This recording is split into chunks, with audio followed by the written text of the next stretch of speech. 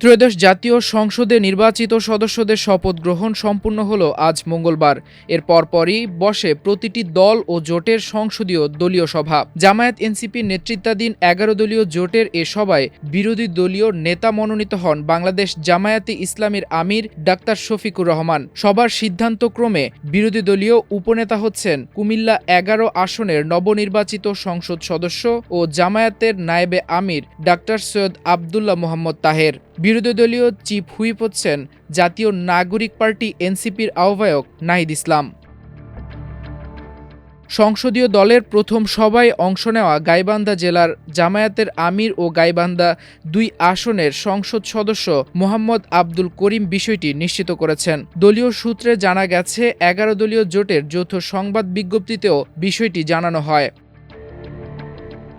আজ দুপুর 12:30টার দিকে জামায়াতের সংসদ সদস্যরা শপথ গ্রহণ করেন। এর আগে শপথ নেয় বিএনপির সংসদ সদস্যরা, যদিও তারা সংবিধান সংস্কার পরিষদের সদস্য হিসেবে শপথ গ্রহণ করেননি। বিএনপির স্থায়ী কমিটির সদস্য ও স্বরাষ্ট্রমন্ত্রী সালাউদ্দিন আহমদ শপথ গ্রহণ অনুষ্ঠানের শুরুতেই জানান, তারা সংবিধান সংস্কার পরিষদের সদস্য হিসেবে নির্বাচিত হননি এবং সাংবিধানিকভাবে এক্ষেত্রে শপথ পড়ানোর এখতিয়ারও কারো নেই, কাজেই তারা দ্বিতীয় শপথটি নেবেন না। এ সময় থেকেই উত্তেজনা শুরু হয়। শপথ নেয়ার ব্যাপারে জামায়াতের মধ্যে দ্বিধা তৈরি হয়। পরে তারা শর্ত দেয়, দুটি শপথ নেওয়ার সুযোগ না দিলে তারা শপথ নেবে না। এ সময় তাদের জোটের শরিক এনসিপিও দ্বিধাদ্বন্দ্বের মধ্যে পড়ে যায়। পরে অবশ্য তারাও আলাদাভাবে শপথ গ্রহণ করেন। পাশাপাশি সংবিধান সংস্কার পরিষদেরও শপথ নেন ১১ দলীয় ঐক্যের এমপিরা। পরিশেষে বাংলাদেশ জামায়াত ইসলামীর নবনির্বাচিত সংসদ সদস্যদের শপথ গ্রহণ অনুষ্ঠান শেষে সংসদীয় দলের সভা অনুষ্ঠিত হয়। জাতীয় সংসদ ভবনের জামায়াতের আমির ডক্টর শফিকুর রহমানের সভাপতিত্বে অনুষ্ঠিত সভায় এনসিপি সহ ১১ দলীয় ঐক্যের এমপিরাও উপস্থিত ছিলেন।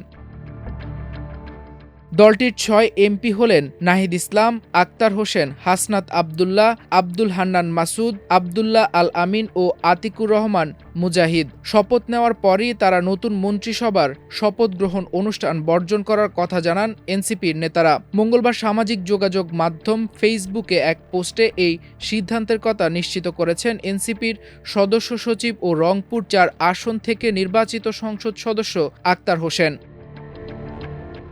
এদিকে বিএনপি থেকে নির্বাচিত সংসদ সদস্যরা এমপি হিসেবে শপথ নিলেও শেষ পর্যন্ত সংবিধান সংস্কার পরিষদের সদস্য হিসেবে শপথ নেননি। তবে সংসদে অধিবেশন চালু হওয়ার পরই এই শপথের বিষয়ে সিদ্ধান্ত নেওয়া হবে বলে জানিয়েছেন দলটির স্থায়ী কমিটির সদস্য সালাউদ্দিন আহমদ।